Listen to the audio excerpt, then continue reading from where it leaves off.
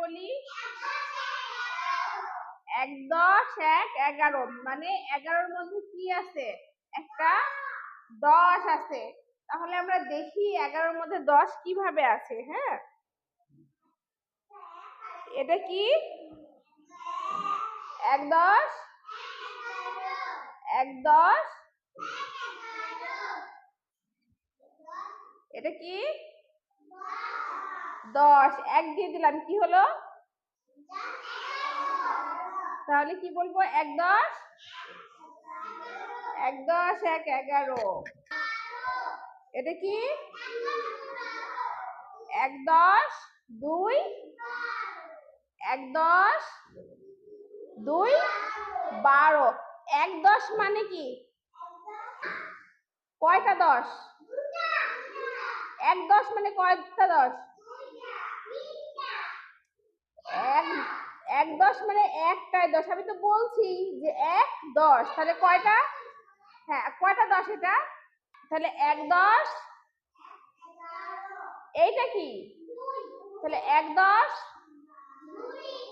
1 10 2 1 10 2 1 10 2 1 10 3 1 10 3 1 10 3 1 10 3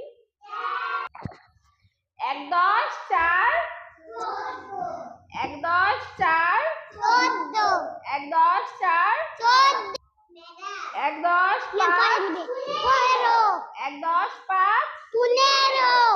good. 1 10 6 16 1 10 6 16 1 10 6 17 1 10 7 17 1 10 7 17 1 10 7 17 17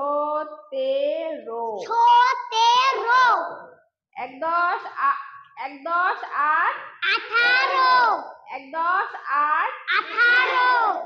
good.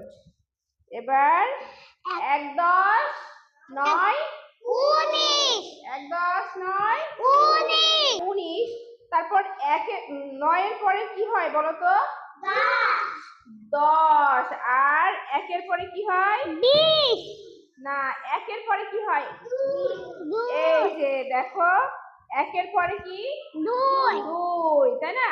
2 হয়ে গেল। আর 9 এর পরে কি হয়? 0। 10 এর কি? 0 হয়। তাহলে 2টা 10 এর কি হয়? 0। 9 এর পরে কি? 10 লিখলাম। হ্যাঁ, এরপরে কিভাবে হলো দেখো 20। এই দেখো, এই দেখো, 0 0 মানে কি কোনো কিছু? তাহলে 0 0 কি হয়? 0 0 0 কি হয়? 0। আর 1 1 2, তাহলে কত হয়? 20। তাহলে 20 এর মধ্যে কয়টা 10 আছে? 20 এর মধ্যে কয়টা 10? তাহলে 19 এর পরে কত? 20। গুড। আমরা কি পারবো এবার? আর ভুল হবে আমাদের? আর কি ভুল হবে আমাদের?